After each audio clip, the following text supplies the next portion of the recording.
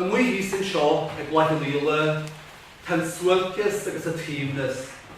Thar bhís tíor seo bhfacthas Amuigh thriall. Tá fhírinne in líne bhfuil man seo scríobh.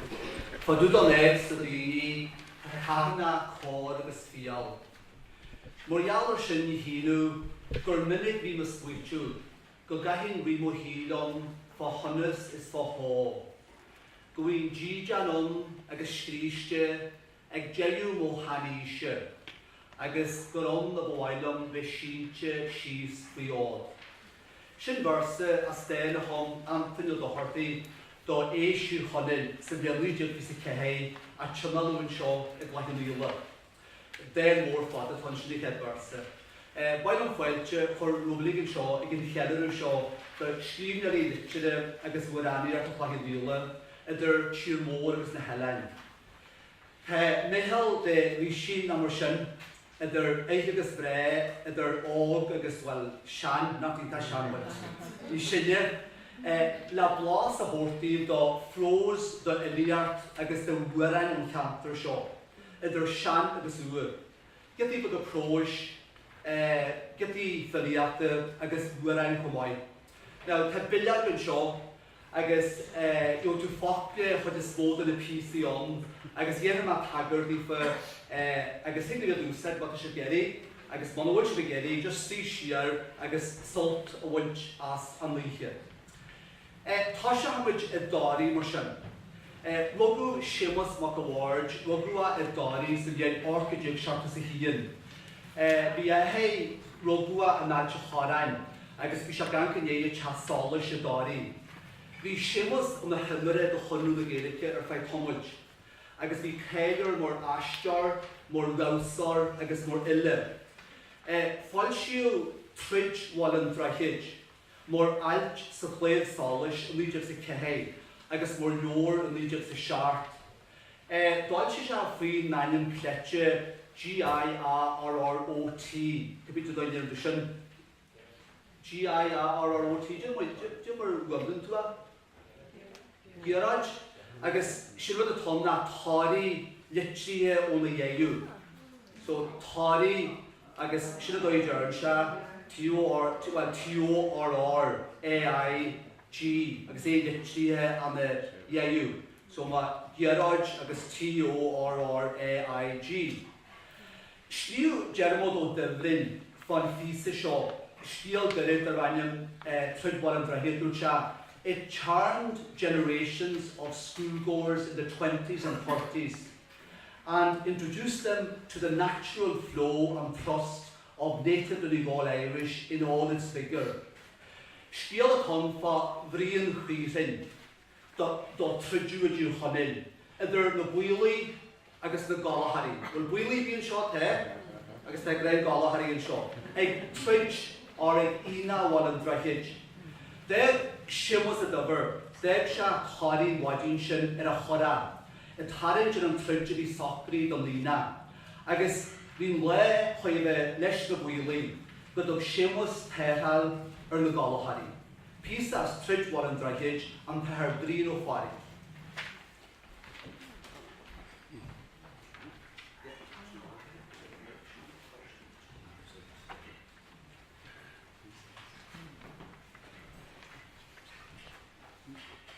And there are hannic mucky given Kajimmer of E, a reen the garret is the sharp nanum, Kaishan and Western Bear, the screech Camley. Hannin Nisha Watton years with a vent, Kai shall have it allow as Hay shall allow shears in the elders, Lig Shatri long as a one hat and some don't head. Nero Christ the Aku, na hope Shamaham Palo da Scaru, Naba Hassan a boot and yoin, none a ward in your blam in the very.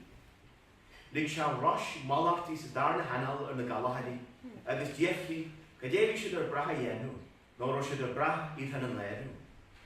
Raya Ashlev Shishin, agus Yenigi Sminegar Vigor, the wheelie wee in the mullet moor, Asín gradú agus a tlaisian reis go bhuair nua. Loch dochas agus misna uair Seamus Ó Gallchóir, bhui se an tasí agus má bhui anar lechas. Nel éon builach bhfuil se builin wisir na nearna se canolada agus bhí se a síne mar seo agur bhfuil se a muis crosa. Bhí muis clúite sarí inis, a mar sin hen rinn se an na bhaine an go maith.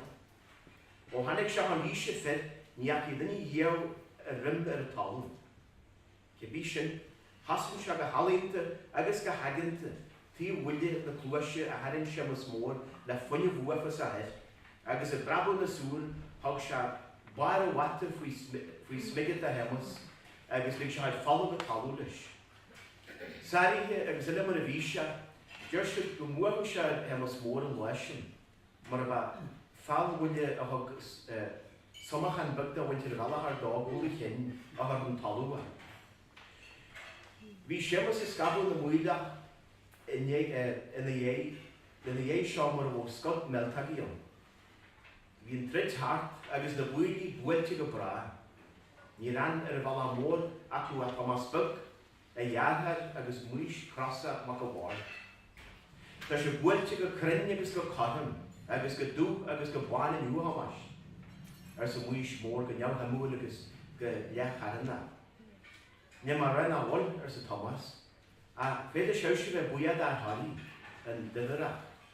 Mar bheith bhfuil fis a difirach agus bhfuil na poistíí na hanaí, bhfuil na poistíí na seandaí, so na dógad na Gallchóir I gceann na ríist. Is bhíobró an buairis na Gallchóir ach ní bhuair siad gan cheannachra. Seo mí plagin neamhne a bhí na meas, agus seo mí méir agus léir agus laracha a dad an leisin a banbach, na'r chresgi go cyn iela go lei. Mar an acu is dóidm na'r scorlan luri creacha an leisin. Gyda hain na horda i'r súle agus na trí slosge ar an leine. Ní siwr yn chyd treidir I acwn siwr. Na betir yn chyd chyn fiad. A rog an lead I bar agus bua ar y danig agus y dig. Min chogw y fiadrw. Agus cach gan freg y fi an lead I. Anna sydd trygan dan bwgan agus Íslan dan ardan fachracid I iawd I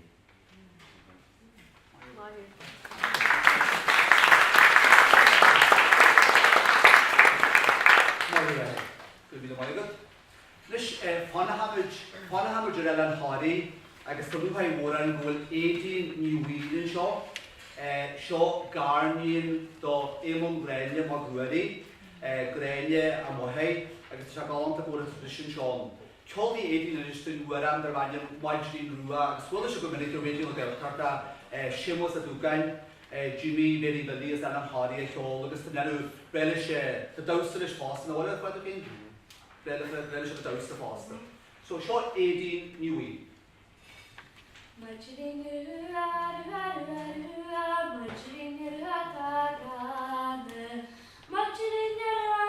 he's all who hides body at listen arching. The gullet to harsh the heart, smaker that is more yeah. And better do for man that is good, marching around it. Marching around, marching around, marching around, he's all who hides body listen argent. Good morrow, fox, good morrow, sir. Pray what's that you're eating? A fine bhfacthas I stole from you. Oh, won't you come and taste it? Marching around, marching around, marching around, we saw blue hearts body listen argent. Crí craig hedge so I be right on hope to have more yeah. More cackabugabonus, more calling a gawarde, so Loch bad being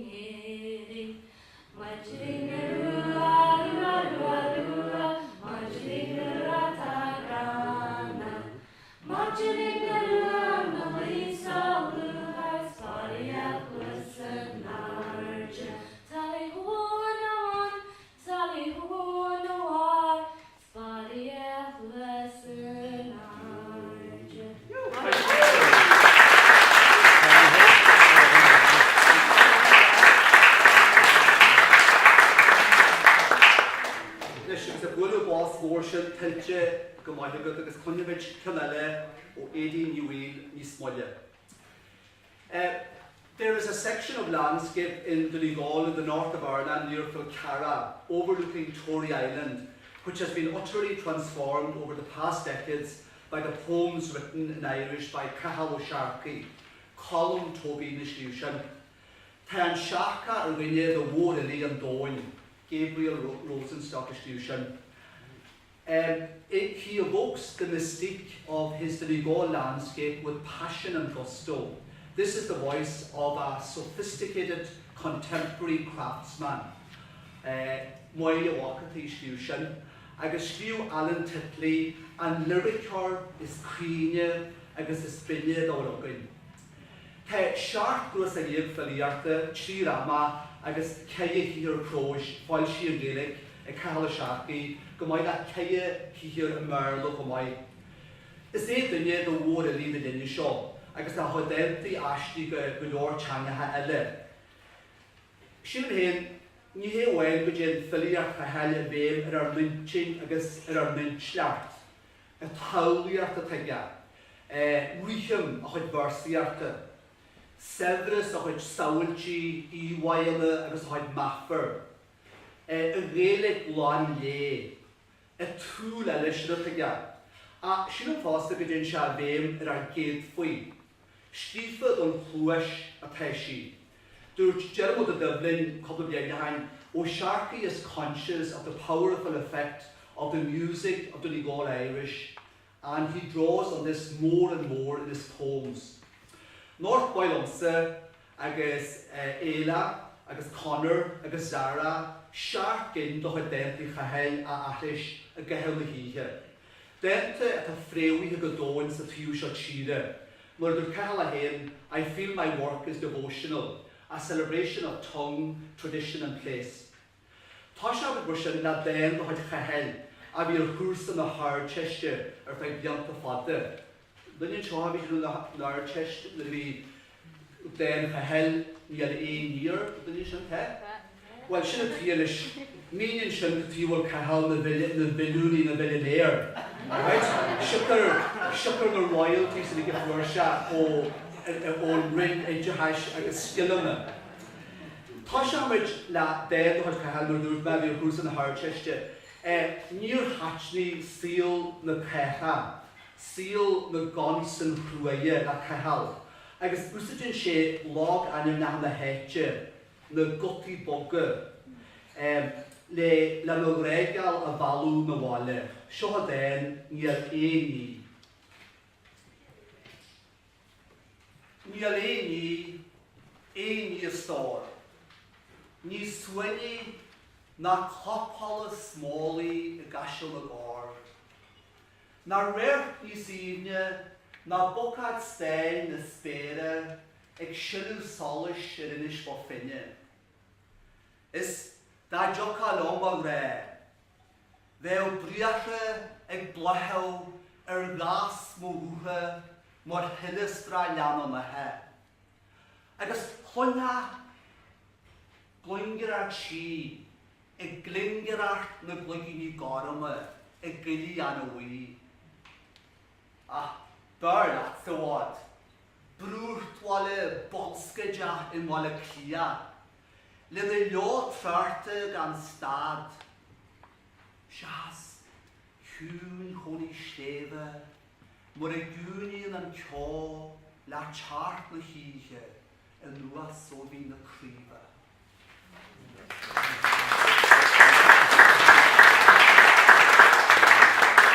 Agus an chead pís eile, seo pís inis ó Diane ní Chamin, mí na críomha, seo bharsaí a chum Cahal O'Sharkey fá bhí na críomha. Chur í bhfuilte bhfuil Diane ní Chamin.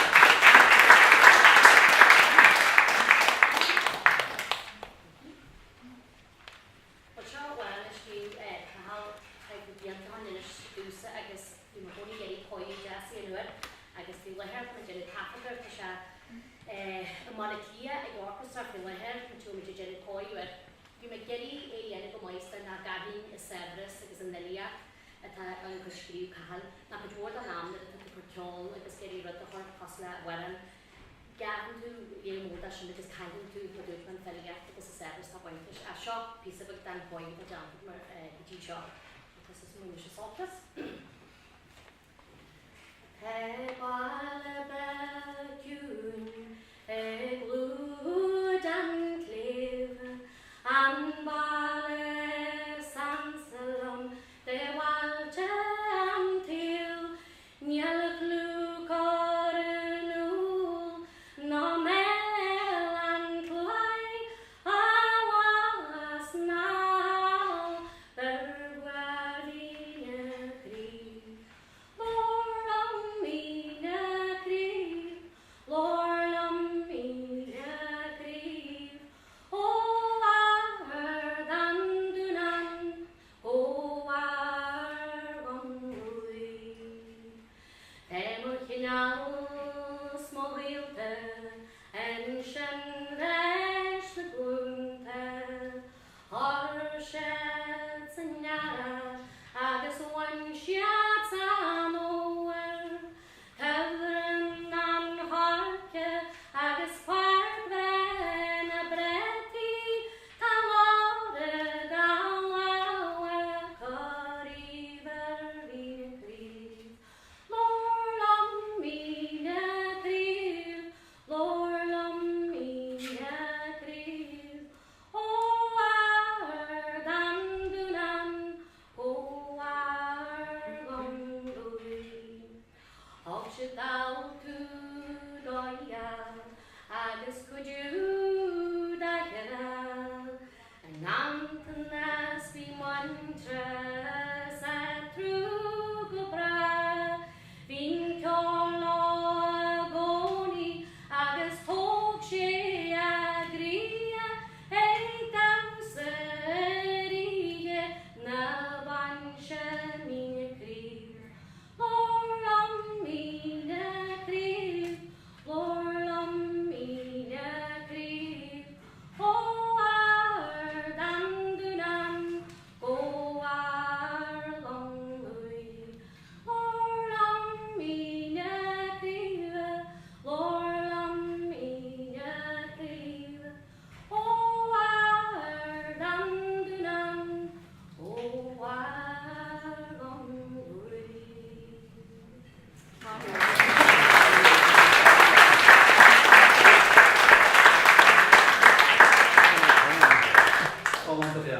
Agus cael. Rogl rhamdris adla siarca ele sin siamos o siarci. Rogl siamos o siarci rela na cwtio sy'n rosym sy'n bie'n orcydio gofys y siarc.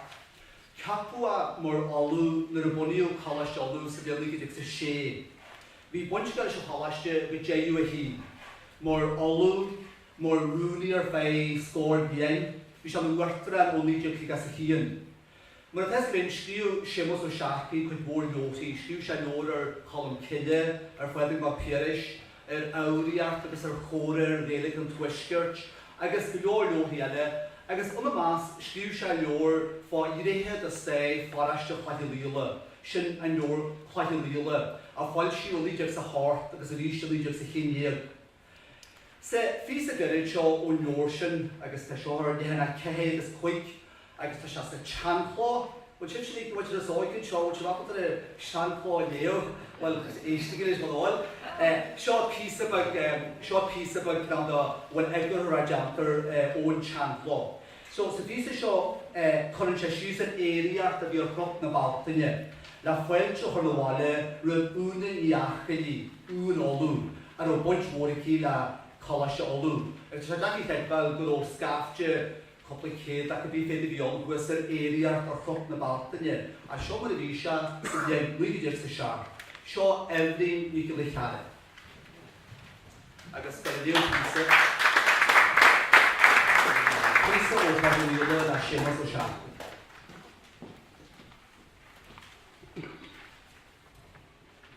Is Oíche an bhall cleaga agus ardan féhar a gCloich Fhaola ar a bhfuil Altan ó bhfascúil Chloich Cheann go dtí gur dreidú. Má caiithú tróna suailce nó oíche holtbar a riamh, caiithú tróna éire agus ihe fléisire chroch na Bealtaine, a léir an óir slí cheart. A léhéad gus nach tugann, ag gáil suas tíbhan chreictú.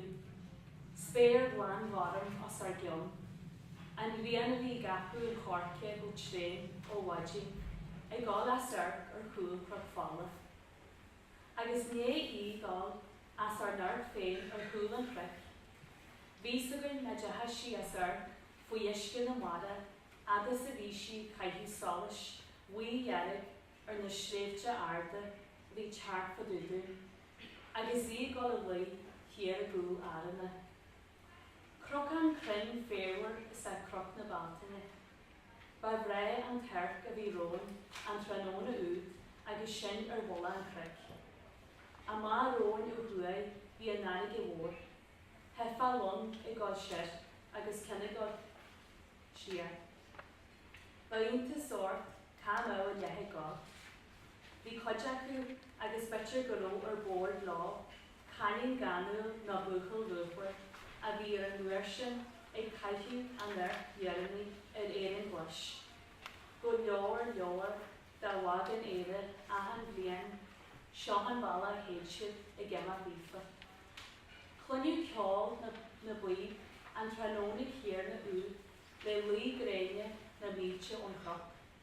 Bhí cuibar a mór hir chonan Thar ag sibne an, agus tógáil crí ga seanar crín le porta bhéalatha na cuibar. Bhí crach mór bonú bhla an chreic.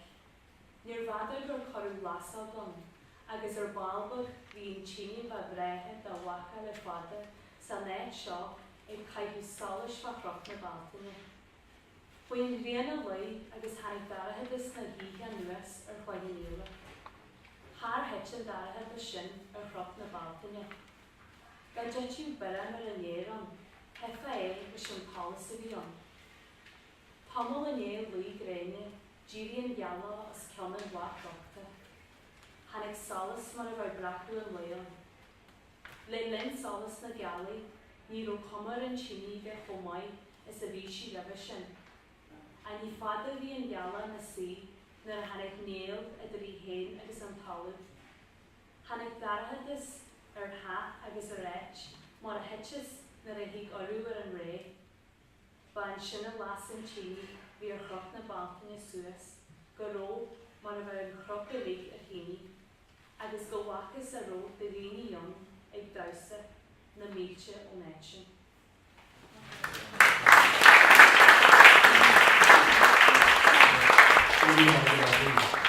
Not widely beloved because much rather which solution we bring the rule just not to get a solution yeah check the expectation intention yeah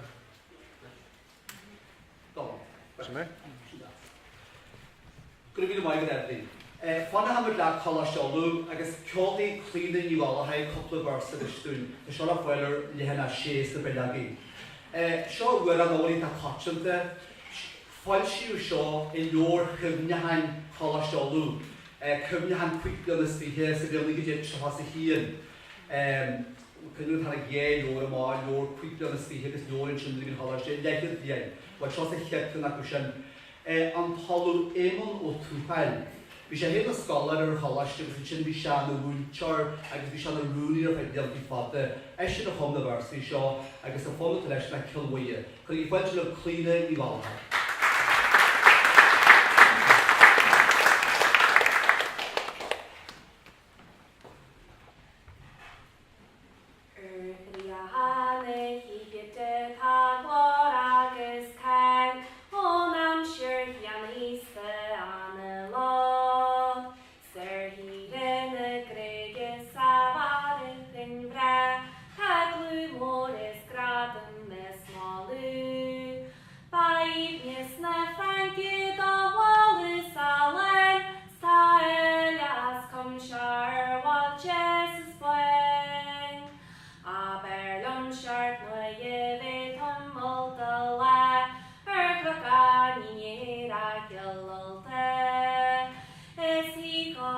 He got a banner this kid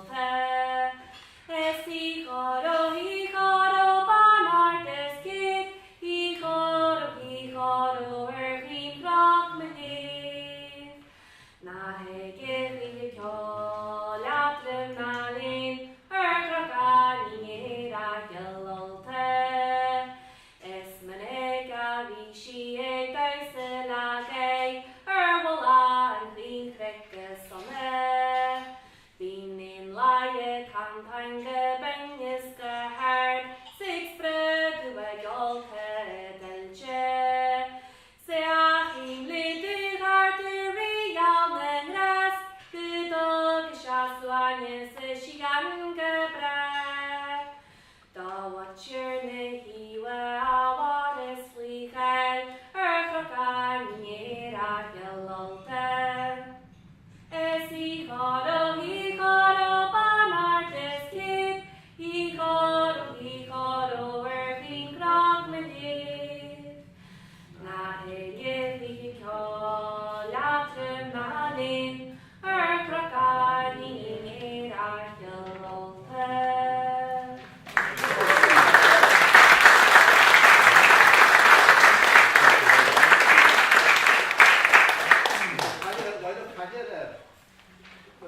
Can you hand show because she's here back in the street. Should get that these the can you hand show? To the show. We should go on to play the movie the mic. So just when I the function na going in connection. Come the boy in the water take hello sharky. No a hummus hon maffei symbol I guess EY in the fear effort out stage. Symbol do chahal tes a tobor fíriske den duhus agus den luhan the behe sto here a vegan watcher fado agus sto here symbol at her iskin skone den the chinkwe yasarte at her remenu sho couple of arse o len cheiliúradh chahel an tobor sho Connor o Galway.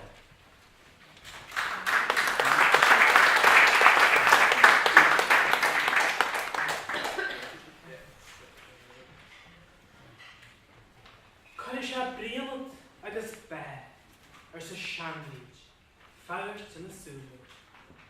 Agus iad war bail an fírisciúgan, as an tobor is glunne in leanna me. Tobor a coniú go slachfu, ó lún go glún.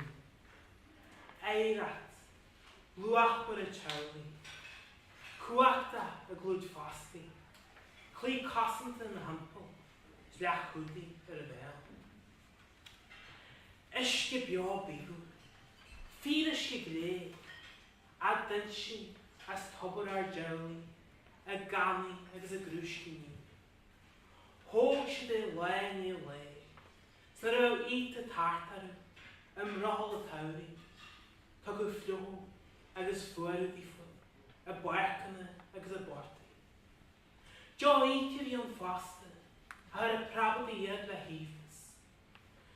Isce analta, a drastar a bes, ó bhreacht go bhas. Steli tobor amsi fwy leir, sa bríd, sy'n dínún bawl a hwyr.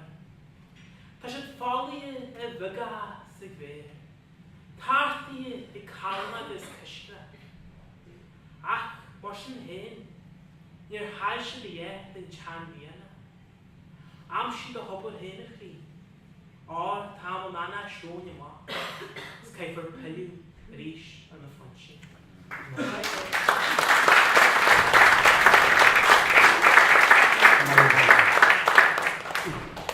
Logo a Thar Ó column an nerdy bag in what a harke severely just a heart jail. Hornu mar haiarta an líne has a quick. Haisha líne jail assassin mar haiart agus sé bhealna a dáí a líne as a sé agus líne shasta a dó. For se anu waitin what to the line agus Loch se part an achan gré da seal. Scríobh an talú Garrard Stockman an líne sharpas an lí. Liteartha eile a chaithir a luáil a péir leotaí mhóra an chéad. Nelas a go carcheart an Thar Ó column grithí scríobhneachta a ní leil printisí a scríobh táí na dóin. Riúann sé scéal an eilein a stay, a hanahas, a riní, agus an dóid go dtíine sin a methe dír an sceir eilein. Agus déanann sé le prós Funua fórsúil. Correct. In é contas a bhórtir scial walaí agus a glas gyblin agus ceiliúradh. Deir se go mhuiil na scolarí nábhalas go contas a oidhreacht agus ná mhar balar agus lú a is saolaíart na seanachtaithe an Thar Seán Ó Gallchóir.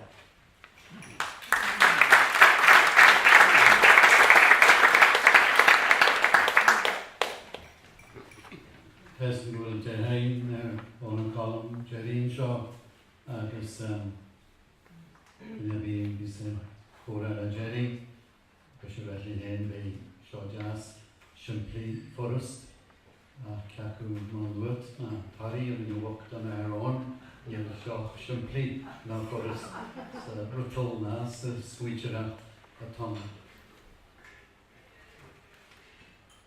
Deir siad sin gur bhfuilanta antratha sa spéir sa gceann leabaí na néalta agus faoimeáil na spéide a bhuailú na cluichí agus a trídú na cahannaí.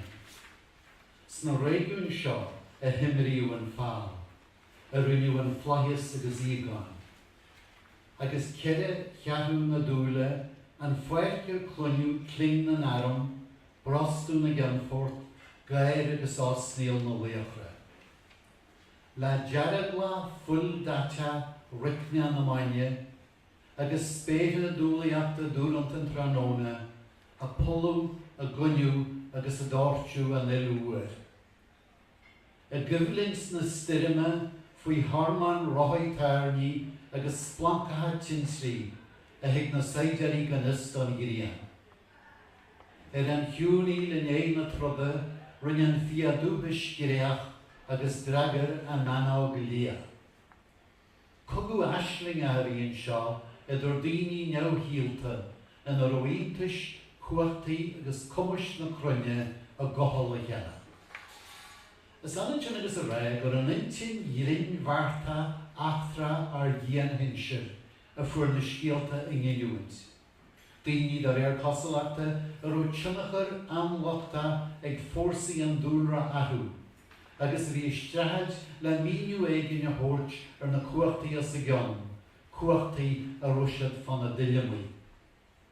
Paid an íos na daoine seo a bhí dal aineola ar chuirsaí an éidir, ar luí agus írí na gréine, glúiseachtaí na séasar, teas agus cuacht, beth agus spáis. Chur an splanc warafa bhréin, uafas agus ogla athú, agus deag macalas scafar na Tharní an chrís scairí bhuaimne chontú. Rinn fid fasa agus sithe dhearracht ar hallanna na dúile a bhíniú don na daoine, dó chéarna an lochtálaíochta dún héana inis. Rinneú muinteras idir gcóireach chréthe na dain tíarnaí agus creathadóirí na spéide, agus chuirú suineann agus gcuireamach nibhe a leid na néamhaistrí.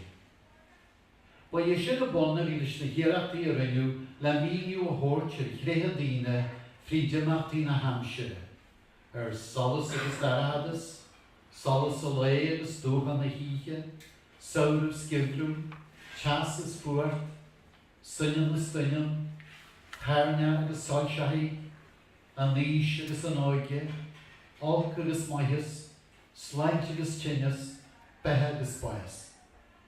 Glachan ag mar thompla an scial bhíogann ar bhail a chur síos ar a chuimhlint idir ballar agus a bhar wach lú.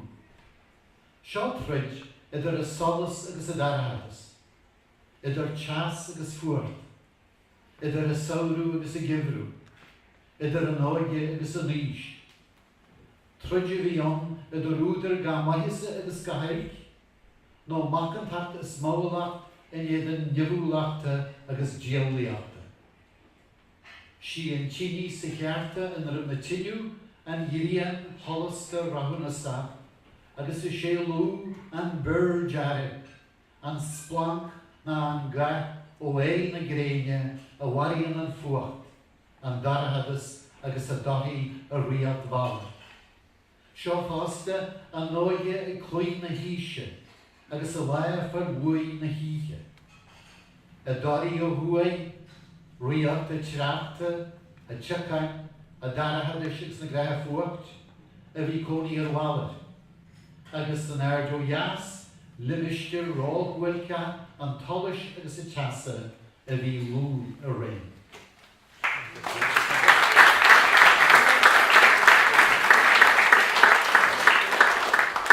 Gwybod waith sa golant a Jerry's Marie and Seán Ó. This fan ham jadari agus uaran agus gyda Tom shot ar dehen a jace the bellagi sin sio uaran of hom imon dúli mat ruari agus bhí amón ó mar go miltena do Sathairn fod go Bealtaine agus mhór in Litríochta. Agus mar idir óna column sin mhór agus barnaí bhain barnaí acu ag foigáil céthirí ag seolú chun na ddíta seo. Seo tá sé ní dúirí na uaran na Sathairn.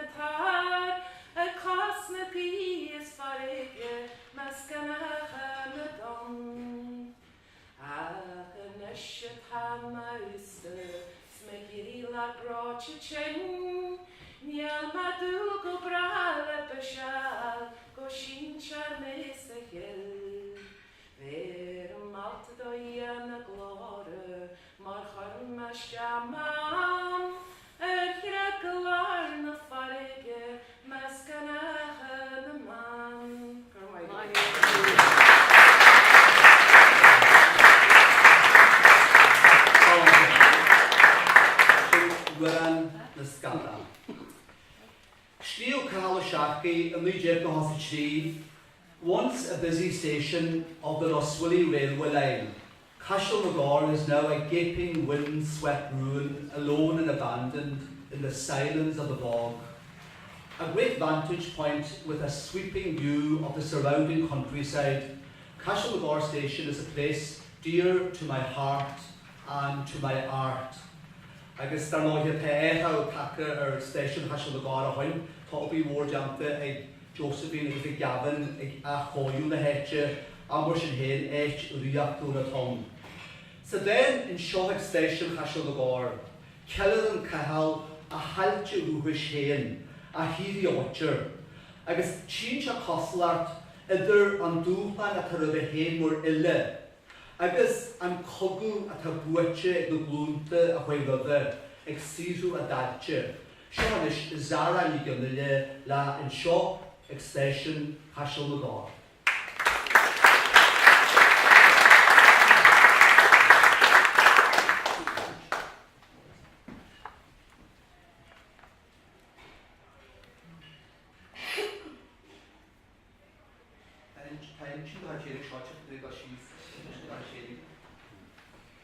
Anseo ag station Cashel Magor le cahal sharpie. Anseo ag station Cashel Magor, dam si mission ma Elaine Rune, mo harmanas mo hunter. Anseo braham a June, le ma henuin chain es le ma hempla. Anseo braham shaswa, es me ag fecal freehead mo kinyam. Heart fa woman yargo, mar wilshid and a goni go cune, le brush agus tree head yam, or vinche, Féire an sléibh, ó bhí na le, go bhí na críobh. Anseo, fosfaideas mo thóir, go díire mar go lórum. Tá piú tíre seánis, ó ar a honore go prothis. Hés agus glas, Cheann na Gaeltais, a brisú a spell a mintais. Seo, dúnare mo witre, an láu scríobh na hífi sé go team, le dú a go áis. Anseo, tá achan hebran mar go rannum, móran an bhín tíorthas. Le manis, epic seo na ddígur sé, ganhaid lás na Gaeltais. Is tuigim nach bhfuilm, ag cóil líne dúlgais. Is mé ag tuairt, úplan an olis. Go díire mar a thug mo dhéine, dúplan an iontais. Le díthal agus le dúchreacht, gur hell siad an dúis. Anseo, braham go bhfacthas. Braham go brí agus táhairt lom mar inne. Smig féinniu mar thuisle, de brí mo hinne. Agus as an hinteart sin, tag an suailce agna. Cansiachar mo bhíanta. Séiliachar mo smuinte. Caliachar contrahachtaí ar an funse.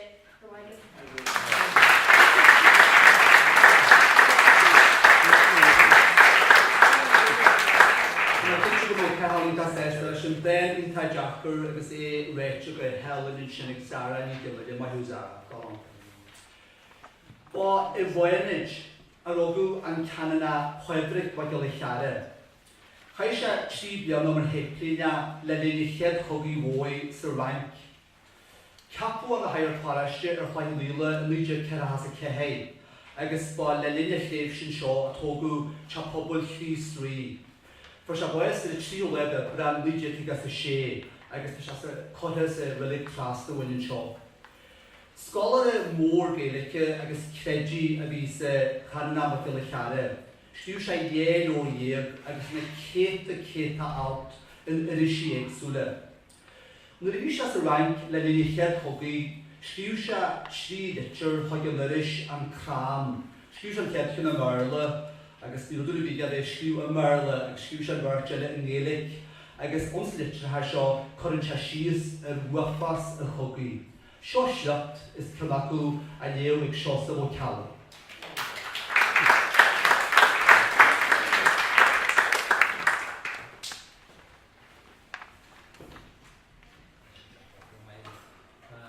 Lecture on rank, Féile chum ceala nuide gáteag, agus seo just a tús.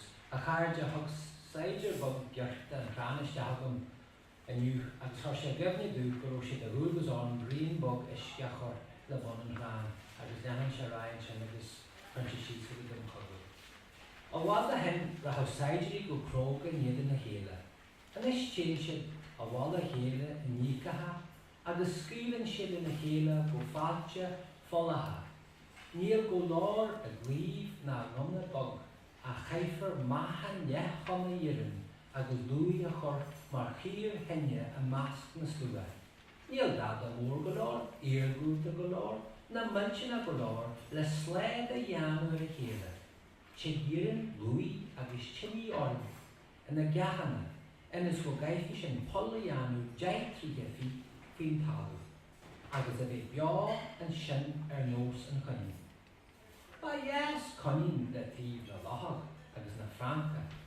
Is mór an túfas go ligin na deichi seo dúin cónaí dheanú sa néite chug an crúthaí ar bhífa. Agus a bhé gur bheithí alta daoine an léniu, hanú siad an na gcónaí a néite an tort. Ní bhíon mór an fáilte againn ribh na Loch agus na Francaí, nuair a héic siad ar chuairt againn. A sílam go na tantaí níos leithna na an duine.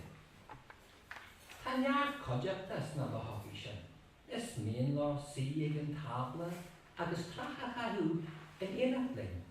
Ní siad tontaí áirí na bhí leamne a gausa an order, agus nuair bhí muine teitsim nar gáú, is gnád á scibh a dhearra, a imirt bhulla an cúte.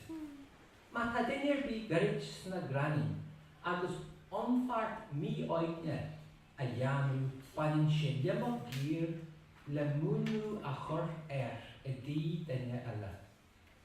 An bhil sin saonasa, creid me se go bhfuil beithí bhoga eile an a bhí sa bhagad níos taca don duine, agus ní liú orm cead lochach na ceanna bhainneach, sanna na donna, séibhar na d'éibriú, bí na deabh bhoga seo a gantrid grama eil ort a net den páirtse.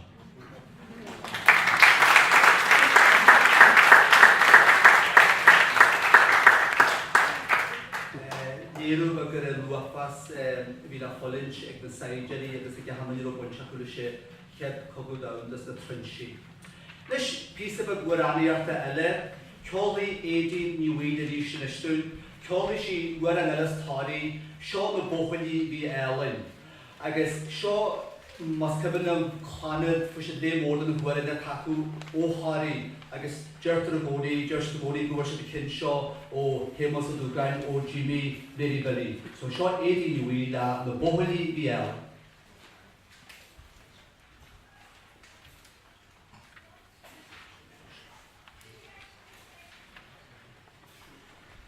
Mo vandar na boholi a Jimmy wyn carsahale. Gachigoli in the hall of Margedoni. Caught the Margatalu, agus a shidan chido hager. Rishi visa mashan, agus propatan her Spanye. Oro na boheli, sa boheli vialin. Oro na boheli, sa boheli vialin. Legends and navigaru, o se morrives crache, explorature na boholi, marvinche dem sabahedi. Agin serin and nano, she hakra hana panen, gadorisha sana boholi, her humte chabe bache. Oro na boholi, sa boholi vialin. Oro na boholi, sa boholi vialin. Firmas galas salabin, saroshi and mahes, gerposin na boholi, nina hedge. Nina wailing akuye, da veche den narses, agalini na malan, ishadan chama garden. Oro na boholi, sa boholi vialin. Oro na boholi, sa boholi vialin. Oro na boholi, sa boholi vialin. Oro na boholi, sa boholi vialin.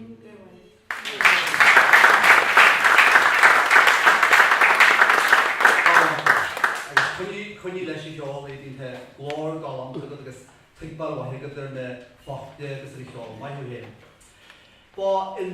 Bo'r elam y crytio ar ogw ampyn o dohorti sydd yn orchid i'r sias y tri. Hasi siarad chaias gysgol elam y crytio mewn o'r sio orchid yn y je gris. Fi siarad griwa y golas o lwb yn sio ar ffeib diamta. Agus Caisha bod y ffesgyl diamti o'n chwni ar yn olchara ar y Crash Valley eich wyt a cotr. Fi bwynt môr ag amtyn da hafio hon y geirig ydyw'r honor i tŵs y cheid. Sliw sia cwyd môr alch yn Altan, agus denti gydor cynacw chleichelíle ar chwrdd y tŵs y siafis y siolish. Agus yn ish sio cobl o farsa o chynnad o hoed smwyntio siambre ar lehenna 3 geir sio conor la i ddrech.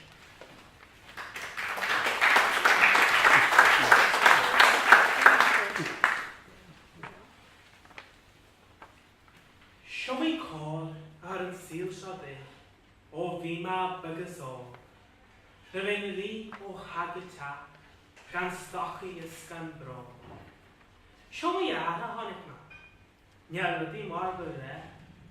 Niar y dyni iech o symyndy. Chni fe rys gybre. Fi'n siandra, siempli saint y sel. Gan mwalish yn y grige. Ach, talan yn ys, o gest y glic, gyr hygan e fadri. Gys fi'n y gwesti bygyr, na ola ar ysgol. O, ta ffysang reihe, ac yw hyn, na botlo, lydol. Fi gcloich hylta wasta, ag a gwesti ffaris mri. Wyra'n milsio weite, srionadrat, gyffarsyn ac yw fi. Sian yma'r adfelig, a chlyniad sydd o'n ger. Fy'n y dini mohol macanta, jar fesa liggalir. Na pleasures cael amshyre, ni rosio dys y tri. Car wawsa, rasta linta, tomol arnal gache ni. Call synim agos portiac, lagade agos pleasure, smorsyn la suailce synynta, a charw hart y tam. A, mae fanat lys na sianle, na byli rys gydo. Dyma bwya gydog gia dwi, sial ffadde ifin bio. Ach, ag y syl sio, dyma seri. Sba fian nhw'n fegor, hyg chir yn hyg sian horsyn. Ers na mae bron ar yn agor. Dyma gos dain yn gian, gymryd bref ses dy lom. Maar ian a rinne riel, ni arna capish rom. Se gaf di oor na courtje, jeri padder om la hivrat. Stan je hund en chantran, shudder wij, shulish da.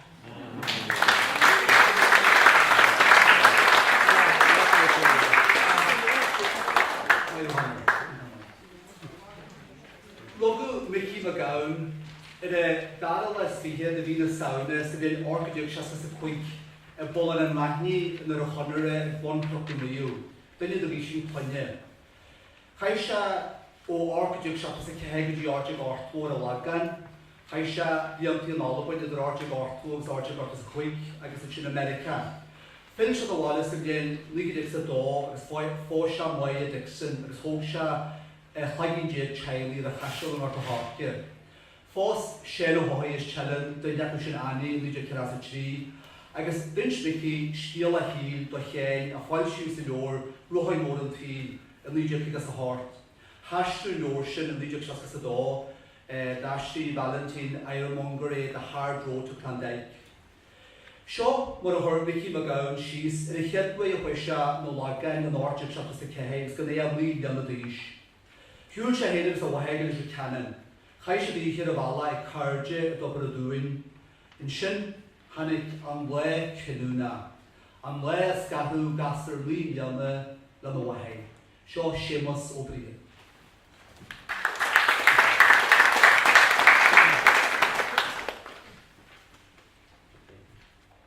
Ti'n yma. Ti'n mynd grym breakfast agos harri mynd yr ywar y môr. Fi'n mai, is gan wyr di lein am wrthw when mynd yn sian wala y lys i canin yma. Beis na net i fi mynd tŵna. I stwyr te dyn yn sian sian agos o, fer agos mre agos gwesti. Fi mo bach athawad sy'n sy'n yn o'r sgrodni'n gydira, bar haf a cwri rwyna. Fi ffarwra yn lagain i tiwl hard ffrinir agos coelwyr i gwffara cwnalwyn agos war eisiau gwylio yr yn leis lynain yr gynnygwyn ag styr yr rydyn siarad yn y homrad i fydwydyn. Ta carniag o'n gydyn lyniw yr rodod yr ffarach o'n fydwydyn hen. A'i chanalog o'n rog dyram ie wolyn arym agos rhaid o maima. Is a sturdy wee fella os a sysyn sy'n chadig i leis. Ar ôl sogol sy'n am cydebyd hiog yn y ffoclwy, a when you're macan arw agos rwad gyr haig mae gyd. Be'n jarw a fi yn sgiel gyda ni bart ar yns yr mwyhed agos gyr hafi sydd i'n ymwar gwyd i hyn. Bhí go leor géirí ag daine acu agus is dóilm go dod an ferada leise mar farthanga. Harig siad ponta a thuiristaldaí ar mo chun féin go saoin. Dine siad scéal fadadaí fan ar-a-ioin agus fan bhí-a-ioin agus go nabhraigh faoi mo dhé mar bhaine acu héin. Agus níonas agam go dtí na rúd siad. Ar an mhair sésta mo lígin gleo ar an ponta agus bíon mín is an réit a bhíar go nearnú an maragú ar dégus ponta go saoin. Danis mo weistir nuadam an sin cén écht a bhainachain go mar sesin réin a bhalom. A dyn de am go ma hen is mo her adla cha ihan agus go mit a rin drem le ise.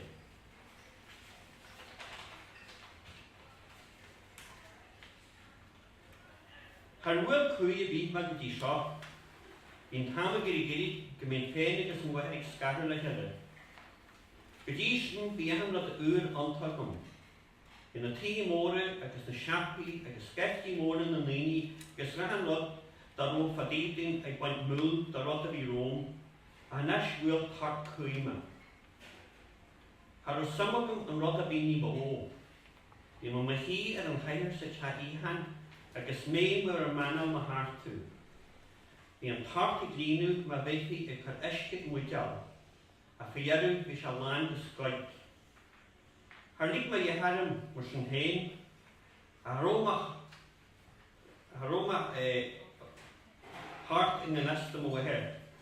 Og smarima had ma sy'n fajare. Dawr ti'n iawn I nes agus a rís fi ma hŵl agus had ma fajare gyrosi ag fwesgu a hei mar fajjalag ar dol fri to cri. Fi sesio go saitire agus fi mysio a hawein gyda ni tost fada.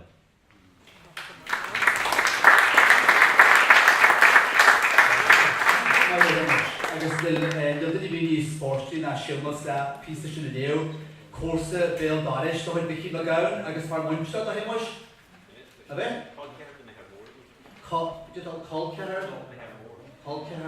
Colcer da a hymwr bichi ma gawn, dwi'n mai da hymwys. Nish pisa ba gale, couple of hours sal nish, sio wer rhwg yn liw a tar de hynna cwy jeg, chwil ysio gymenig bri Jo Jack, Bríd Nicola Bríide, Bríd I Chorain, for boys couple of years behind the drawway go hog. Well, should the Bríd Jo Jack George Hogomenic. I guess for Diane, Logan Shaw, University Shaw, O'Brien, Danny Minnie O'Donnell, they would go on where I like yeah. Here's the tongue crop the Leo. Kin crop the Leo at home. Well, today we're among go shock crop the Leo. Go Frederick O'Donnell at home and to where I'm Shaw.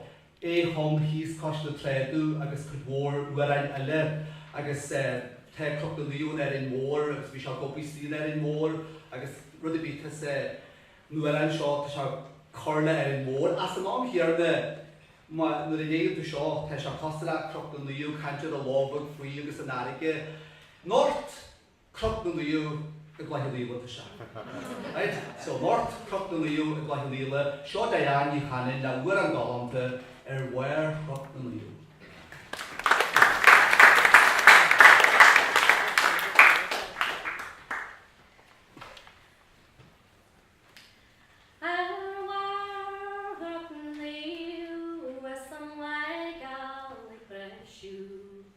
Loch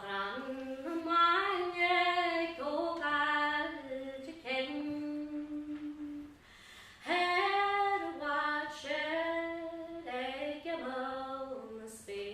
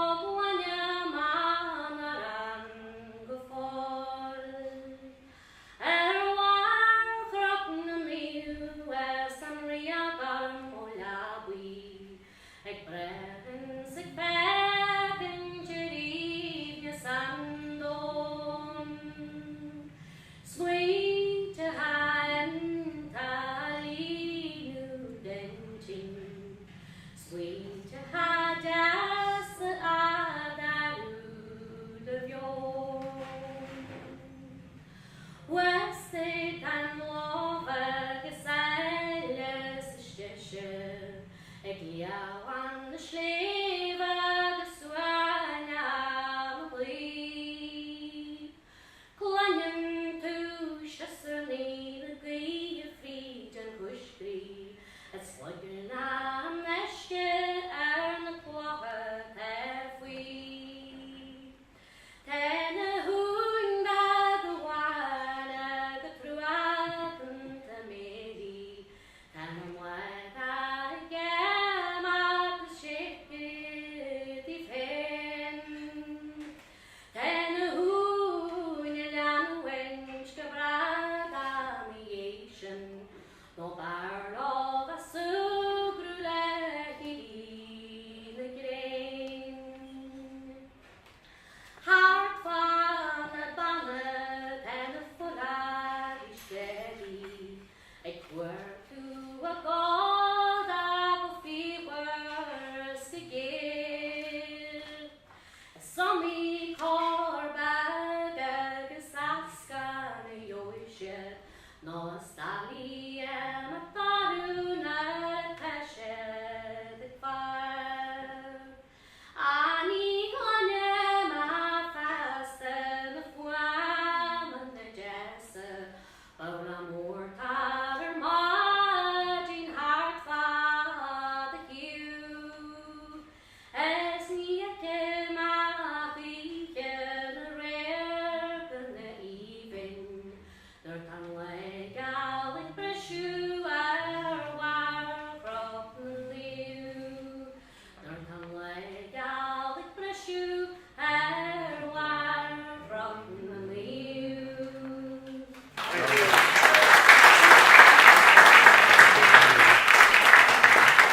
Tá go bhaineann se le mór le tá go bhaineann se na chruplaí ógaide hena fachta galanta agus é ceolta go galanta sin go bhaige daán. Chumid fáilte speisialta rud I cheantar dhéanamh tú Seán Ó. Bhí taras bagairid ó gomsa agus ag fiúhaine Thar bríad agus ag sib. Hannig éileann i gcríthe an dal ar fád is bhar ag cíal a bhfuil Ó. Agus tá dtí tá buia na thuirme sé ceistearí Mor samiki hart fydde couple den do haj khayla ahish doin do chi go luhai gorahi agsta luhai bel chdarange jor Frankie agus I hen an turas fates bal cleala ben Seán Ó. Scríobh cahal shaki could war dente ta fear farsante. For sha na penny gruige a bhí go wahai na hoige is Seán bhfuil briste a bhí catcha mui calcha húlatí. Chur an university seo a luchú mhaithir den éachta ceiliúradh fan wahai a muchansa. Seo éile I gcríthe na penny gruige.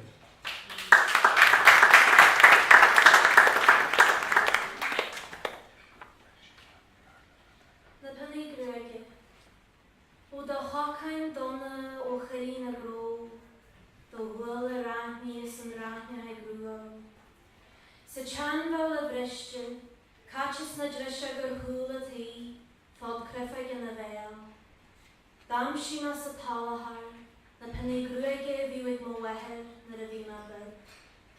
San Oíche, an muinnear a bhíú in ag chiaú chata gon agus I in na bon, a cíú agus a scuabú a sa cor na bunnaíon. An riithne higiú ó bhain ára dlíaga faoi hala sa tilí. As capar a chuid gruige ag siú líche, tilí lichling a chuid gruige ag tiitim líche. Ó Amuigh, bhain do chuid gruige an buid a dhilir an óir, an wiigid an tíide, an splankt an taise, an sníad a rúth na hóna. A ba é do chluasa má dhé ail chabhadachta agus mé sa chríomhan.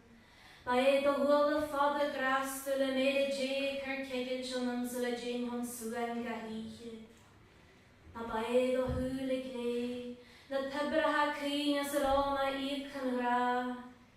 Ba é dul créha, an crán le grap má honna spéire, a hasa nas na blánaid, na chion na bháthar dé. Is Seán Fhaola bhriste, ga crack an ho cíal a ribbe.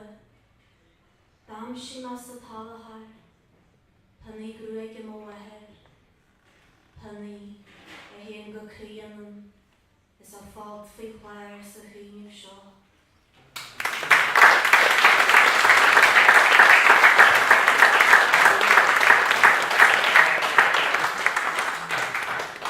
Galanta masmat agus am a cinse go bheith cahal inta sésta leis.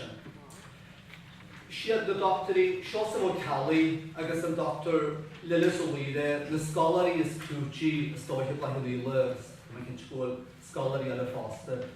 Dáil si Lilis O'Leary an leor a bhfuil blúiasca inta luach fuair leiche chreagal na fárigus a bhíon léirgus a dó agus logan bearla den leor an a rock in the middle of the ocean, couple of nation. A bhí boníthe a chreachtas doctorachta bhfuireann agus bhfuireaníthe a dáí. Tá móthe is bhfuireanní clúte Lilis a héan, bhfuireanní clúte seamó se bhfuil cornaí ví a bainte get trí huaie. Sa tríocht go réit seán a blás a hórtaíomh do leor, chuann sé síos tiondal a híchan na móra bhfuireaníocht agus nása a dáí a lúnasa líide gortas a seaar. Seo Thar bríon ó fáil.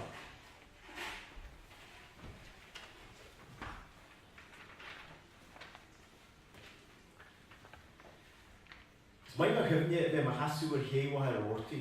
Fanat la boed fe rwysdahan nylan ma hen agos ma chartyn trononi gydysyn. Fi crwada da fi nia dweud. Agos fi cair iawn yr yn anig. Claban mae'r ddydd a wyntyr i fanat yr hei am o oidhreacht. Boed wyntyr rwhan fi gor ysdiad. Wyntyr oen mor hog tar ahw dori. Boed yn cynnal y doctor yn half decer ati. Fi slwa mai gor ysdiad i'r siart edysyn. Maar wie Féile Nelan ar siúl agus bhín chuid is mód a bhaintear an Nelan sa bhaile fan na haine. Dag sin gur os slua mór a láthair ag hallan bórchamin, ná an club mar a thugta ir, agus ar hart mar a hanafin, gahiad an a tíhe. Bhí comórtas na gana leirí ar siúl faste, dar rá chinal a bháin ag éile pobl eile. Dar ma chyfni ba I óní a líhe ba bó ar ó daoine a láthair ag a dawsa. Cegur ó scaftí mai an ahan líhe. Bhí dawsaí a nena butiú, dawsaí cotint in Nelan, bálaí lemni, bainte néir, an siisir cardiac, agus na lansners go maile ha. Dar nóie bhí na dawsaí barte nenu faste, an Highland, siúd a donkey agus cinena a luaú hanafin. Bhí war an ystíide na dawsaí mar chud an chomórtas bhí ar siúl ar in na Féile, agus ma hen war an chomaile dynne. Wild Padre, and hit were an Coirme or Jimmy him much wine. Kjoltar era the Nelan faster than us, the Nablo bhfuil, agus Pledic of Sharon. By Padre Magone, Mark Lane the Holash to the Trinity Sanam, agus Oíche the Mohaitanes, Tiroin, and the Maltrat. Agus by Shemos of Dugan, Jimmy Very Valley is in Hill Head of Word and Wish. We microphonic the Kjoltar is Mavi Hen, we shall they all. Na ba jacker cúnius san. Rhaid ceannacht am a húl go fáil, bheith gancr véri gonahaid lan na cláirtaí, ten o dawsa síinte. Banna bhí seachtá a dás an amsin, agus a bhí go héadra mar a casa ar mar muintí a carí neog. Rhaid fearág go chuid an chinhead, Colm Joe McGruery, Maggie Peaky, agus ba bhaid a bhaid seanna gan. Rhaid gersa anad a bhaintir a Nelan a la Teresa de Gruery an Harnpuipur. Agus cégur a stíl nua na spanna na rinci rinsia, níor thuirsin isteach na amach ar a Loch féchanna, dar ar na cosalaachta, dar ar na luúanna agus na gara malta a thuirsin léige nar a chéní sin. Lasma, gur ma a blasú de rud nar ó ceartú go mid a bhuisle geart, an síl a chenarú I pobl ar dheid ag baid úsáite is a go deachhain I hen mar phobl leis an chenarú sin I dhéanam. Ba iad muintir harí a bhí mna cheáil, agus na nuaireann, agus na dawsaí, agus bhí na dawsaí béalacha agus na nuaireann béalacha a bhí laithriú. Ba léir go ráchaid speisial a bhí geist leis, a bhíana sé ar an dáir ó na daoine cáirithe a na bhléadí maithe, ar an líomh a bhí ar na heileanna, le méir na híthe, agus ar an dáir ar na deochanna gceannacht go fian, agus ba sin a gceann go láidir an.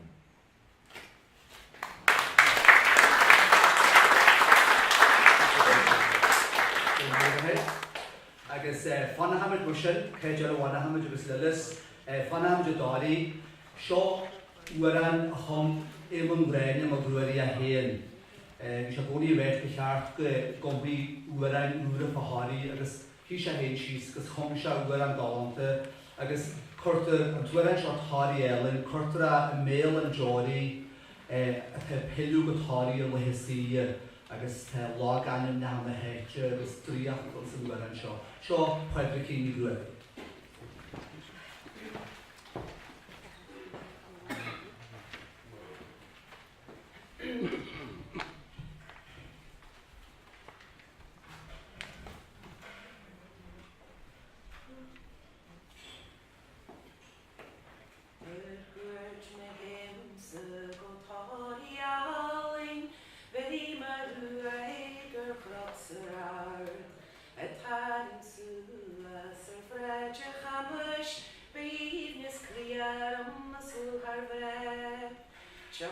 As leanú go barna céimhe le fearras fáilteas crathúlá. As I chill faréir tá daoine sinse a Jimmy bhaine sa tafaío. Siúhí me se ga casan chaise ga teas ga bóthó ga garús pair. Ó an chreigin go bheicí man na sa reistin go jin ganú mór. Sméo sainthe a ríiste nachfu a ruíche wasal mó bhainú hain.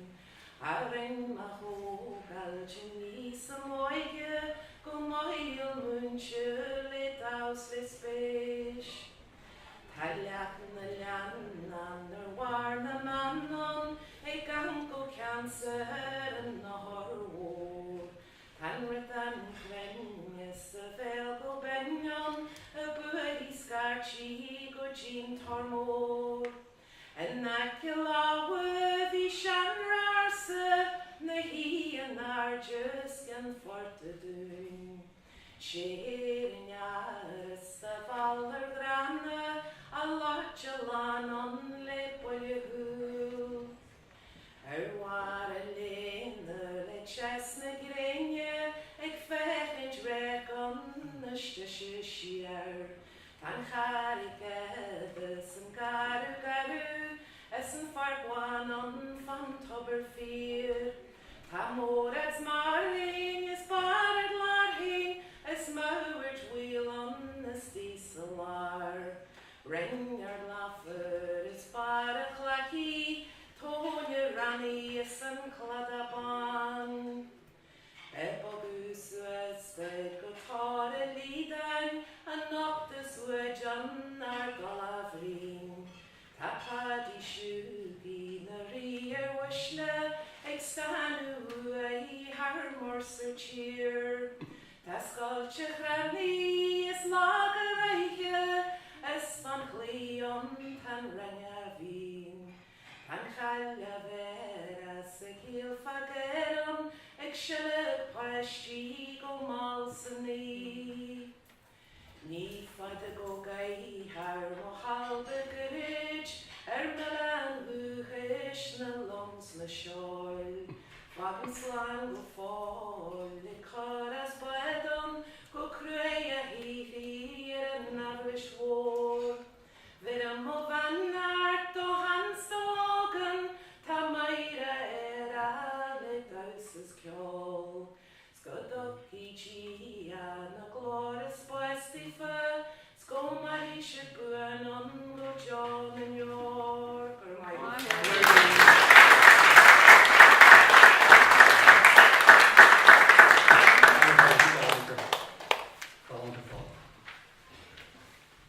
Scríobh cála searcaí sraid denta fá farstin yn y camper hen a hwy a bheim gomóraí. An y masg, dan y tréfa, nedi oen, y sianachaí sa den i hyn y gyfri. Cymna le me hyn a gyrryd yn sy'n den chompaw, magi nedi lomahau. Agus mor a wyn si sienw as yn changi, agus I gael yn lec, leis y fridge, leis y hoover, agus leis an electric kettle. Go dé thug siar a fridge, trunca an achan. Dé thug si ar a hoover, scríobh an chijan. Agus dé thug si ar electric kettle, kettle an chruppa. Trunca an achan, scríobh an chijan, agus kettle an chruppa. Agus ceanile a héim go bhéim go mór arm agus a tysúlagum bhilteágum na seo círeadh ar frochlis an na chonaí le Séán ar an bh-ionadh. An na chreibh cranratha, an na siúil spádanta, tá trí scór bliain de chruas is de chruachtan. De choirí art bhuan le talú tíran tan sléibhe in siúd as cymlo Altan. Talú gorta gan, a dó le bianta alles a ígrishe. Is a dega cho spianta, cho lom chréla, la stompan chrérain.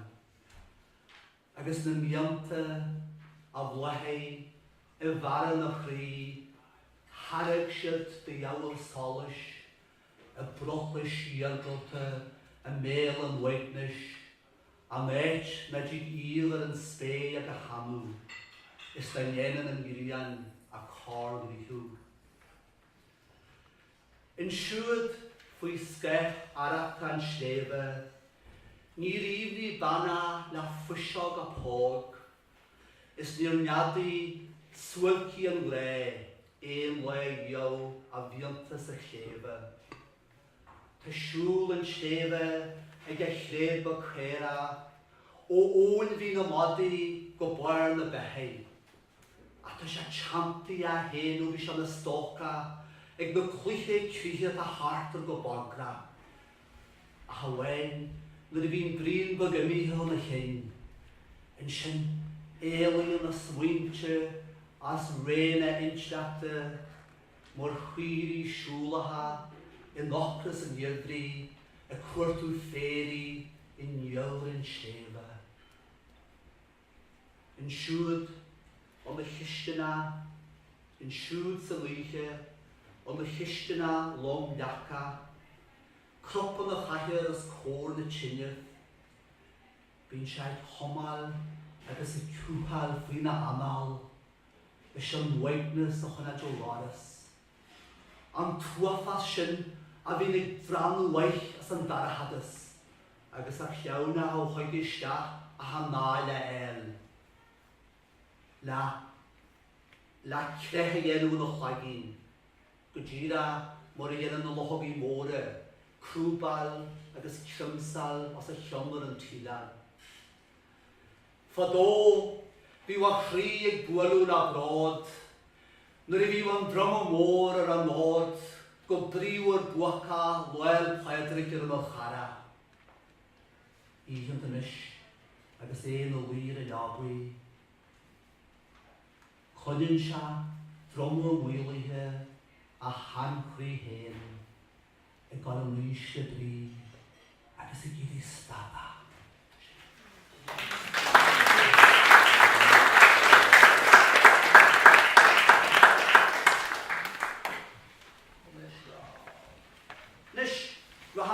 Go mína le, seo daí chanin, agus just bain go gynnydd lúias go galanta a mwy ag daán, agus a cópanna do la chwaelin seo, ydyr mor go sliaw, lúias go galanta, agus wyran galanta, agus coiw galanta janta, agus nóti galanta srífig lydys. Seo, fi cael weinin, fi caelin weinin fi'n le sa Cheann Ó Gallchóir. Wyran gref yn seo, an Féile yn le na mwy y rwa o fel ymaha. A byrleisyn eisiau, na fe mwydio'r se hyn, cast y swas y blwydini, agos y bod bani fi'n y le. Ond yna sôn sôn clwydini fi'n y le, a di gyda stôl. So sio yn ysdeian I chanin, na bani fi'n y le.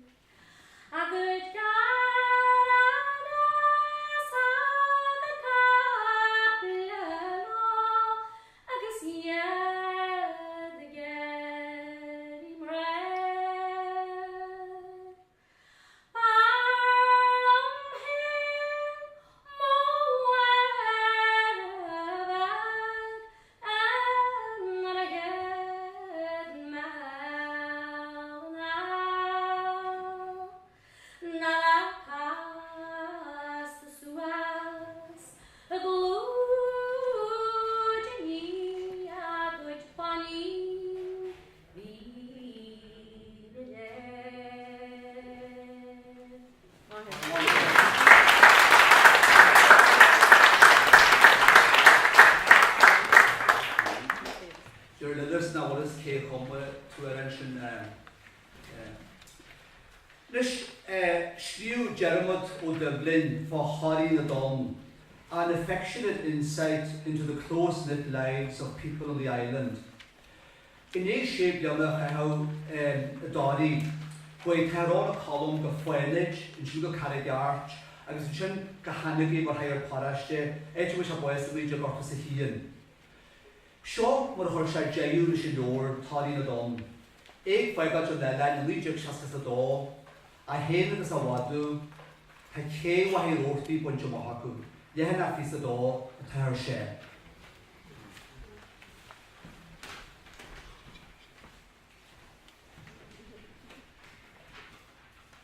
Deisce muid a bhid chuir a maithreach agus mo wadú agus Jimmy ar lára gléas sampur. When na madu of land or lom, a haneden a chosse lanchas was a cousama. Yakama anvi yewer er scríobh fhui. A chlagam sanéir is smúr after na céiahard fiad, a gur an déri agus a teart an tosi. Vi sé a chórle ca go finnit ar a wed na lenit se a weistir, go dan ik se hadde se val a wór. Ní ro se wad san achan an sin, One shas go bra paritur away, vi way jantiga, agus vi way in the land. Holland the minute, you mean kuyer ala hori, and ye and yeel or cheer more. Agus, marin to the rower can the land, go gain to the lie, a cover the stahad agus a boohi. Go mahan should unto him, sinim agus a wine. You're home a man erger more skill. Anis ni ro mag kintje sin, ekels du na gatsi vi gawadu. Iacama yehe euro kommer go kaltinish, agus ni rolas a vi a weister do. Tan vi bach, ni shabot a woho chunya wala, a noch ta ha sha vron na ehest an tiel war. Na mor a gar go litrishin egi greter, tsehe an olli. A pilu du vin van in sin Rome, agus an idan in é box a mór leor hógant más an airige. Is cosú gur bhuiil a bhain de hasma agus í cúlú sí sa gé. Gur sí máile se bhála. Ní an neartáid agus ní an dáir go mór agus a bhasma réitse, chun ní dlúas na leor cúlar an isce. Bhí madam sin leis ar a hefhín sá agus obaí an chuin dúna maithas a bhaid. Ní rún ní bearla déanamhagam na chórtlom na dar charpa agus chleitaha agus éhar is deas a chár da inneoin. Bhí daoine muú gur thuirú ceanna chinne thuirt dan bhrúid wacht. Beidir na bhí cairde go leor san ileanige. Tá se beo leis a nach é an madú céarna é. Siar an hain ar uéileh gur fuam a bhéirla takar istá. Eile a gréilig an ilein agus go leor dí sin. Tesagum go gotcha chanéide waran da wachur na hérum. Tá amní a hain a mín buathe nar lig maisteach ar wad agus sin stíal a wadaí chun yú anine a bhartaí ar t-aoibhneas.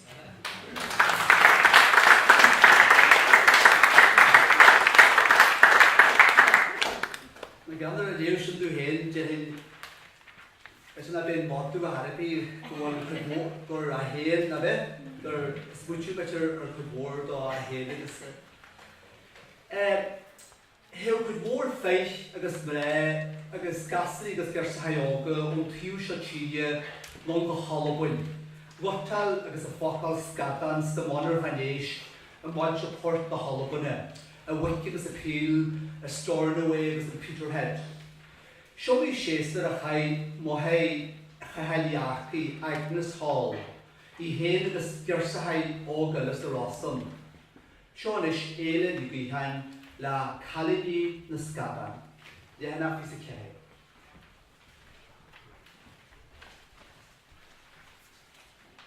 Calidi na scadan. Fiw crohan solyn yr yn ddera a higiw lo na sprashta ha. Selis pekiller na lawa gagaha, na lawa garwa fiw a gotala sig pakal na scadan o hwg o dŵ.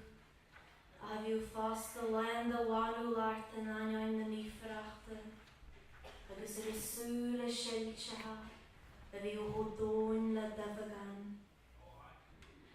Mascan mari na stara dagad Thar lear an a dráile na ag leasí harí scadan, ag bodí na ngadan gear amáilte part na Bealtaine, ó leirwick na Sealtaine síos go gearam a tasanna. Ba hailtin dúas se grohí siad dar díogaí as líne na marlí, gaí na mar a géir a gracin as bhfuil an na bartin tachta na gáfrí. Is mar a bheith an éire, hí le grógaríche briste. A bhíú crahan bráidir a gríche a gneall fálain le agus íche, is dhearúsce néisce deangas lisanna as magan an áil. Agus bheith obair an búthal, ar a hiúse do bhála an a rásan. Cénach miú muoine acu, ar íchan te fianne gifrí, na bhí se sin an andaifa, dheanú siad chlán.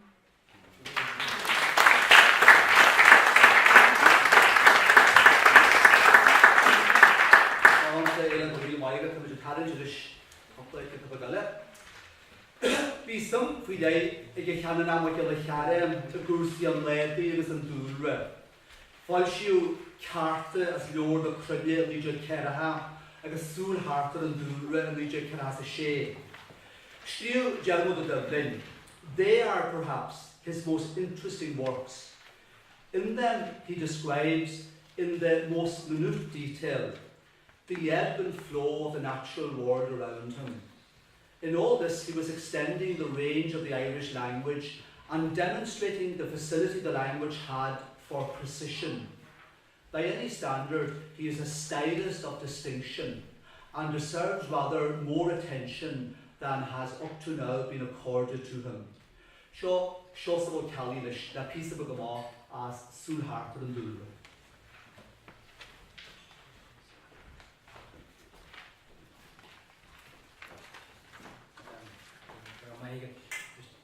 Noel am goteach betir get around tá sin agam súlthártar an dúrtha.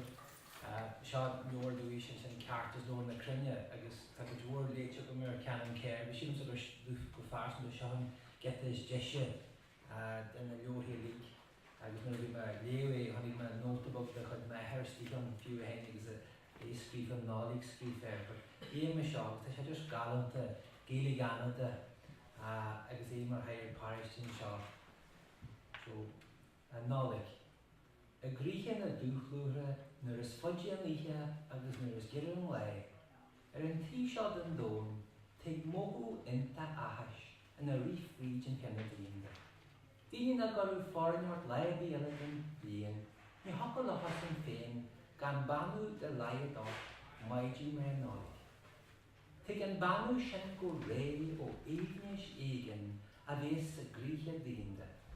Bhí na pleistí ag dréim na féinní, agus bhí na daoine móra ag súil le fésta. Íwa dé múise San Nicholas, fan na nesab ada dheal. Bhíonn sé a bhainneagaí na siopa le tracht na Bealtaine, a chuimhnú don na pleistí agus an éithre agus na maithrethe a sprágu chun Féile. Ar fiú ceithre seaartaí na hadhainte, bhí na naglaí sé glí ar an talamh, an blach is álainn a chóirt, agus ar neamh an drúachtas úsle a ghártú a nús, díra mar a bhéh an chéanna dínda ag osnal hí na nolla, de chár, de scríobh agus de féin ar fiú na géanta, agus ag glí ar ísú. Ba dhearú, díri réalt san ihir, agus siúd amach le 3 ríthe Amuigh ag lorach an rí a bhí le hart. Hannig ardú an ampra na rófa, agus dáb fach agus van chéile názars, le chuirt a hót ar lehel, chun na chuáú le sleacht dahi a gahar a hense. Ní roiíocht na láistí na fáin sin acu a úh sléfa, a bhíú na osca ihe ag Anbia. Hannig an ihe, agus het cúnas ar an crinne, or bhí rob éigen inta éireacht le hátar an dóin. Na réaltaí, a bhí glinneáin na machchas d-aoibhneas dúch díúir na híthe, léithní siúd mar súil a bhreathnú an taontas agus rinne ciúin cínis tost na crinne a bhéadú as comse. Dí sin an bhí, agus ní dhearni si a cogur na bog ísio úthais, agus íag fehiú le ceol na náge, os ceann an dóin, hanig lenah ar a tíad.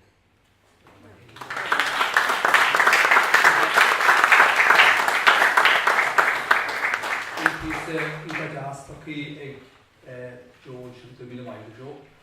We'll call in this. Tuaran show Jerry go shimmas mark awards a homa in my tradition. I guess he may have a body or Dan. I will Betty Sally Dan. And my kinship is Dan now boy. That's all. What is Friday again? Well, there's just be my new. Cora, keep my head going with the Betty Sally Dan got bad. Maybe my new PC Mohas Lore and the head of the column. So, poet, was she feel that there? Cora, shall so, I shot a couple of verses ago, shot Connor Dollar, a couple of verses ago, Betty Sally Dan.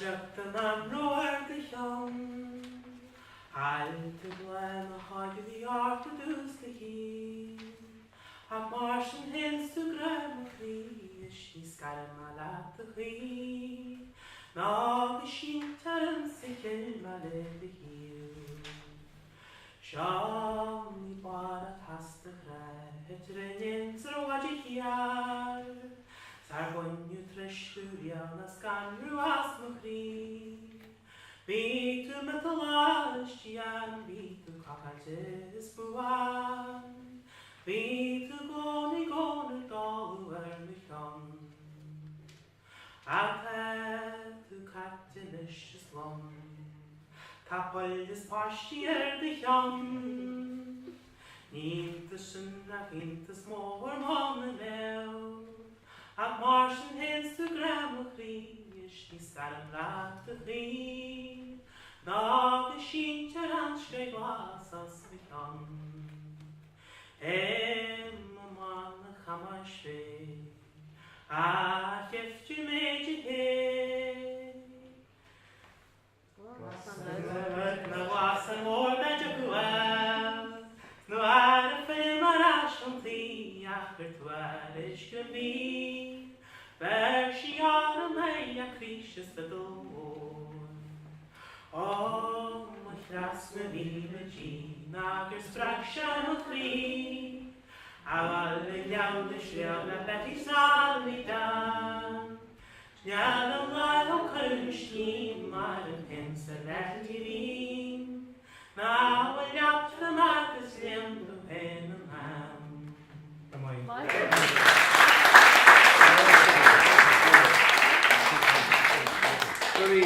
Very, you have to go to Seán Ó Gallchóir a couple of hours to show be way, right? Hey, why you have the heady here, the wee bit, the our munch that the Jeff Lane Seán Ó. Should I kill the good? The more the hard like to take a hoy to you. It can't for Roy more than tea, to General de Dublin. He had little formal education, and yet he demonstrates in these pages an almost perfect control of the rhythms and music of native Donegal Irish, and without sentiment or the misty romanticism which tends often in Donegal writers to blur the vision. He paints a remarkable picture of life in the parish.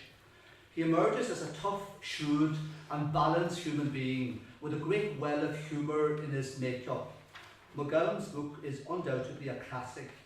Short piece of Gilliginish as an huntas a hogsha a duras traina o Butte in Montana, agus yet a carriage Clondike hoy annoy, muncha shemus of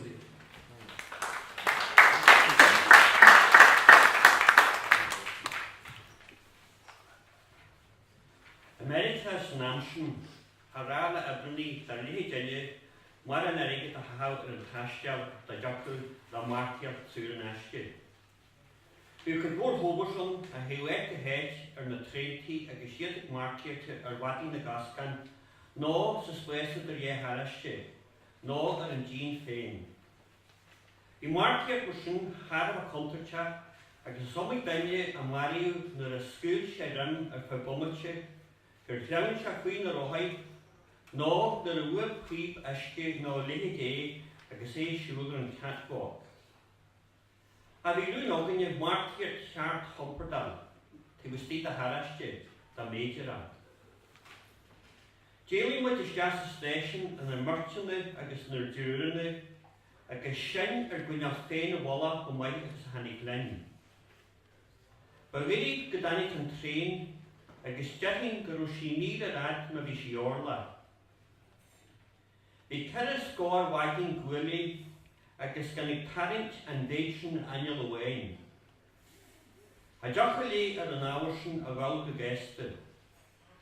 Haid sí stad a scarabí san éagseo an net a bút go dóchas iasce.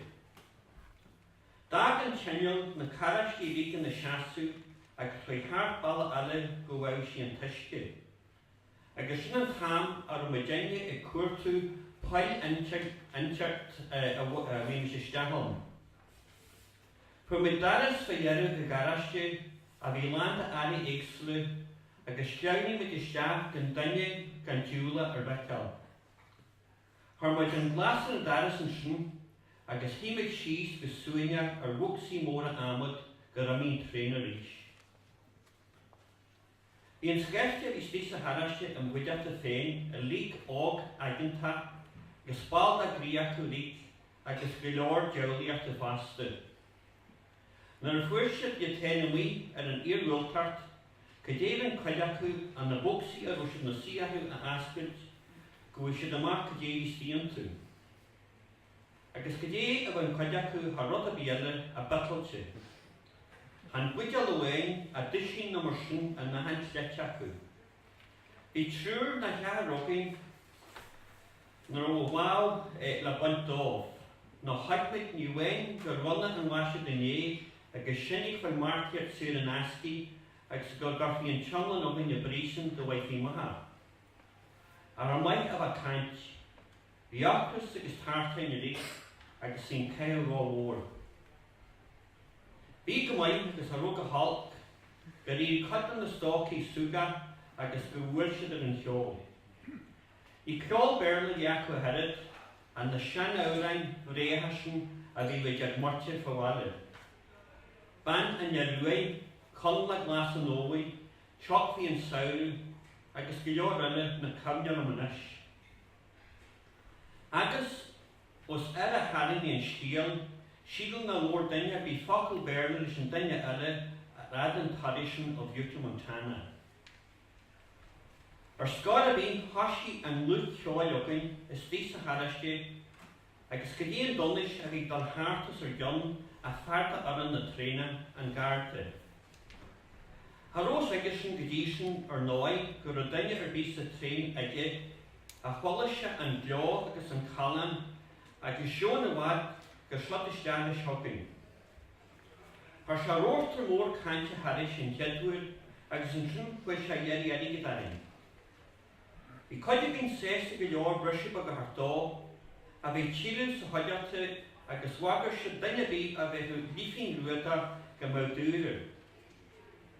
Is é an rud a dártaí siirsin dó an ball a mí a bheith aige go tú agus dhé has abalta ampur. Thar se focail a thiúla agus smachtar a hampátóir.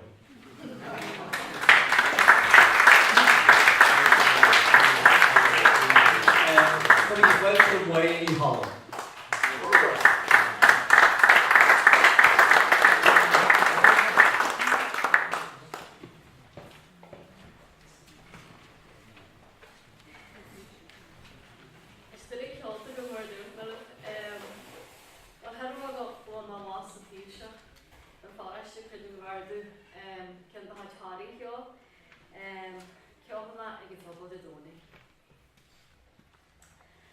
Hey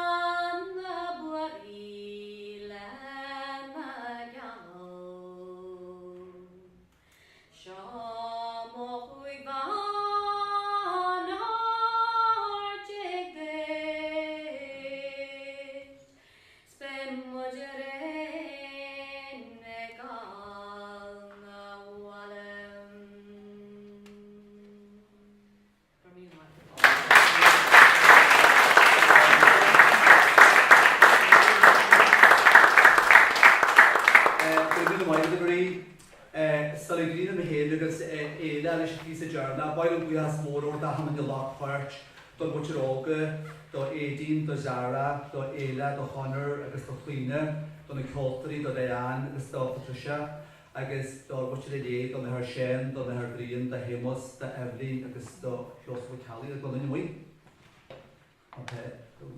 Mae'n ta'n ta bwya, ac sy'n nhw'n gwneud yn mynd i'w chwilio sy'n nort, cacw wer sian sgrifin ni na wer sgrifin niwr, ac oedd sefrys bydd yna se ffordd sio. Cyn ham eisiau agos eil yn ys, la versi sgrif cahal o siarchi, testa gyda siog o bai siog o den y dasri siemos hynny gyfarla, agos atre coria o'n oegr, ysbreg ewyr agos technic yn den cynw. Gwyliau tatre gymor yn y gasar og, mor y gwyliau'n stage ar jangi gwhwys yn yw'r. Ffael sy'n den sio, bliog di ffad, hanes yma cynt i gwyl cahal is dohosi yn yw, agos bod yna gyheri yn ei i'w di cosod eisiau blich yn or. So sio hanes cynw, ysgrifw cahal yn on ar y wair.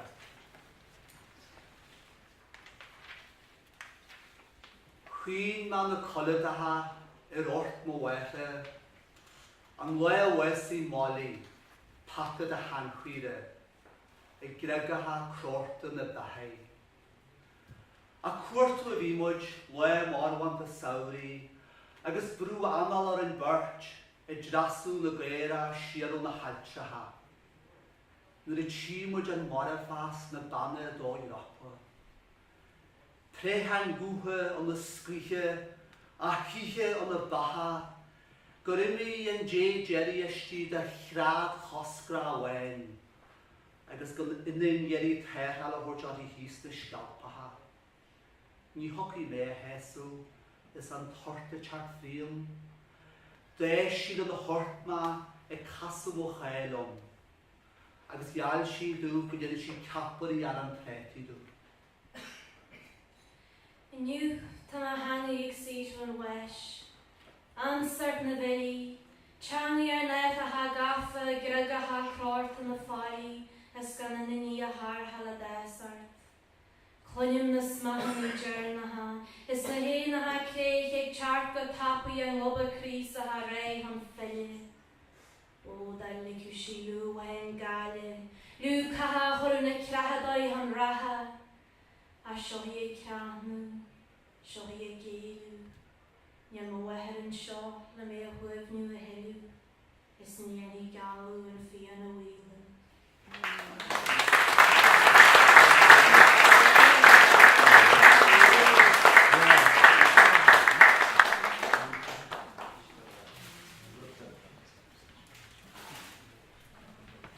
Fi'n I wisio, I hyd o'n Oíche, Ysgolion gyr I am postawr fi yn sio mar na'r harla I hyd o fiel na derwyn cynial sio ceiliúradh agus comarw Litríochta Noel a mae cynt yn ar harla sa y fiel.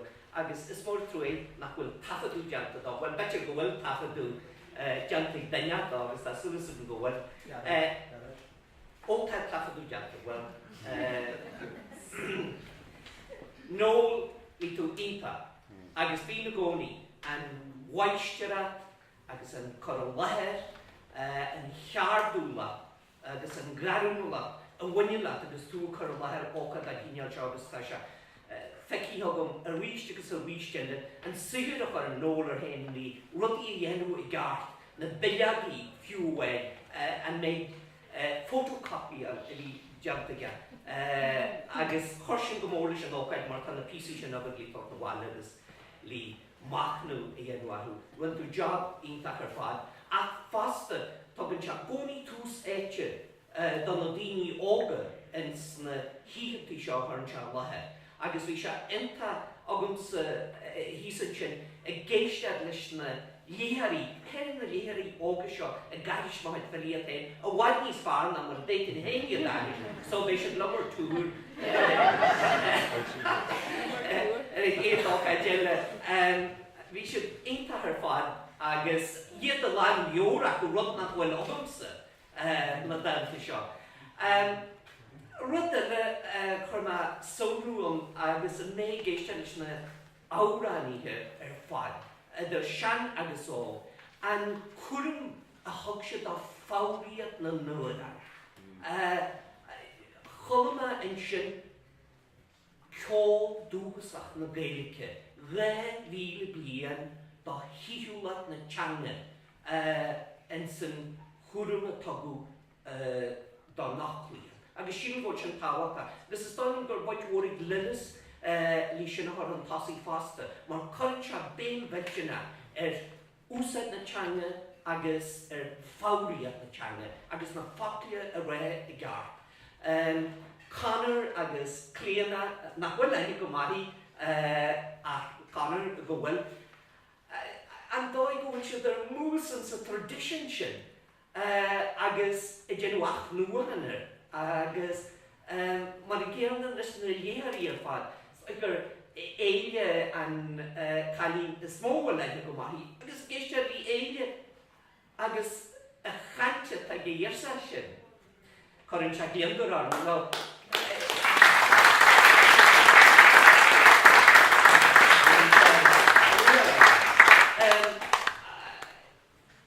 Na léirí ar fad na túúning chainte éagsúló na bailte fearrin. Bhí sé galant a bheith géistead lí sin a bhúb héin agus an mala héin a gan na neacú leis na písa seáthar an leir agus se táhacht a go glanimid túúning chainte éagsúil agus difriúil na bailte fearrin hátarí.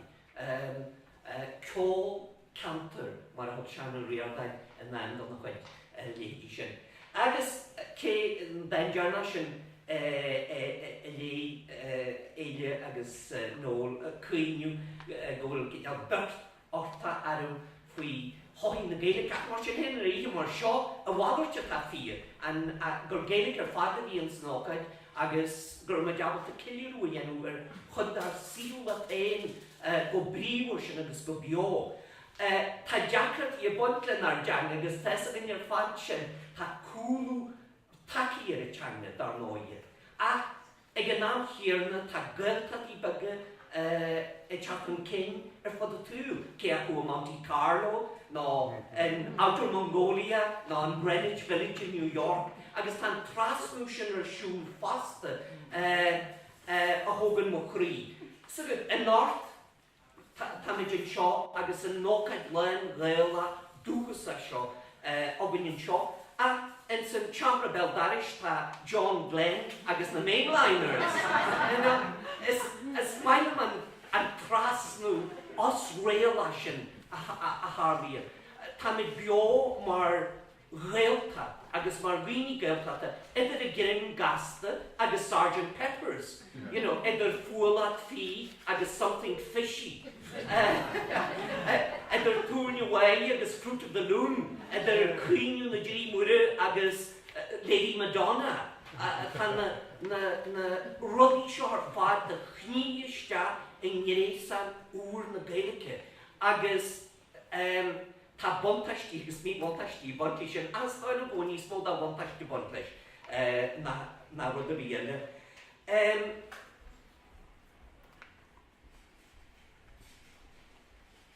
Fasta caiimid a bhís béimthar go bhfuil an nócaid an dá show CD Diane idir sío agus mud agus tá sé lí. Fuair hí san sin tá na cinnte go méid Diane sasta síniú ar bhíl ach an CD lí fuair agus tá sé ionta agus is maidin go mór gur lach Diane síniu ar an nuair an sin cuiniú na dhríomhúra ní cuiniú na dhríomhúra a bhuaire bhíine le, bhainnín bhíine le, mar bhí se chluisteoin fá blianta a réidiú na Bealtaine agus ceitil hiúsaí a cheol agus a chanú.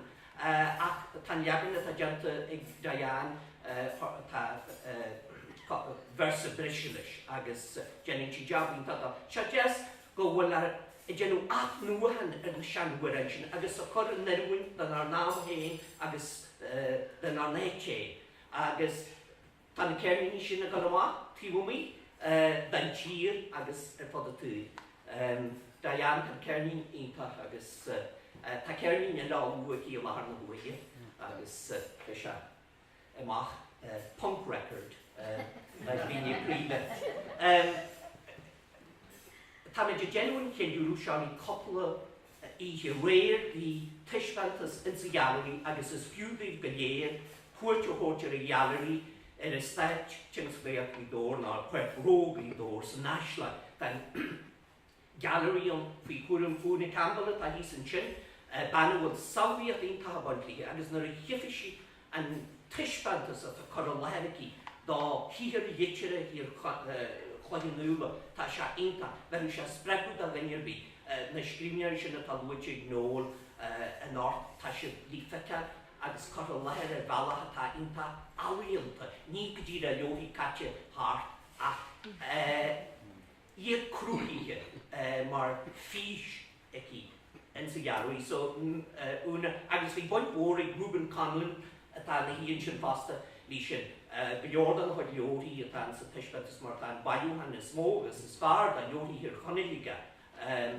agus me jet a bíad a Reuben a bhín linn Dominic as sigur a hen agus a nagára a deantaige fasta léamh na búfií agus mar sin da. Inniu bhí réir ionta hagann chuasaid deach sagamsa nálaigh macangad atá in sin nálaigh agus maithe bhain céile thug nálaigh léacht scríobhneoirí imealaithe na gceantarathe seo agus Antonio Doherty Seamus mac Ward Princess of Brogan as a Chanwan a farwer anvas of héinar agus bitir nach bhain in neirid sin tagart dó ach rhain se astrúhan ar seart leor don bhúm agus is fiúna leorí sin a dhéal go leo tá sé das cló for riad thór go gotí a raisiúiste glóiad ach rhain se astrú an galant ar leor cosalaí Children of the New Forest stíalta Han Christian Andersen agus Sherlock Holmes, stíalta Sherlock Holmes. Tá sé galant agus gaeilge le an nua tantu.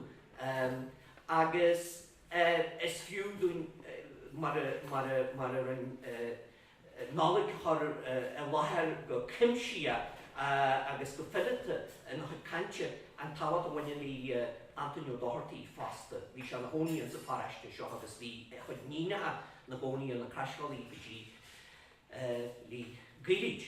In sin thug Frankie Sewell and Dr. Frankie Sewell a hí san sin a hen agus Julie van céile léartar sinseire a galaiste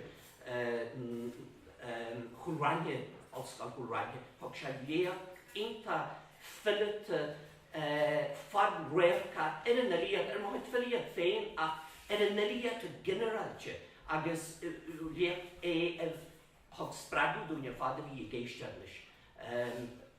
So tan t-aoibhneas siúlanis ar fá míos an amar sin in san gallery agus is fiú dhéidir mar agus mar achan tugaí cuairtear mar is fiú éacha.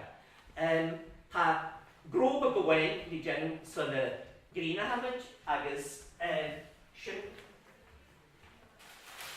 na bláhanna seo agus seo ceann le bhí aiste an sa túil na maimid agus an tábh móra tá tacha a rudaí go ddíglí far bhhain bláhan ar aile.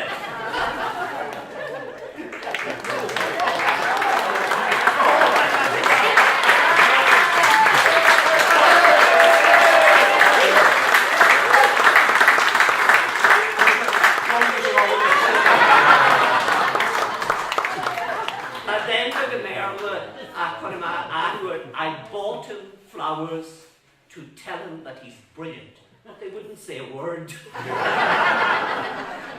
No, but in me, I have a son of me, Inta Shahar Allah, and a Swisher father and a command Paki at home for August. As soon as the Majabatan Yanguishan Shaw, Agus, Yanguama, and the BMT at Thar. But my Nadini Ogre father, the Parchaham. Hógse go chríon áta géistead le agus guru níl maithí.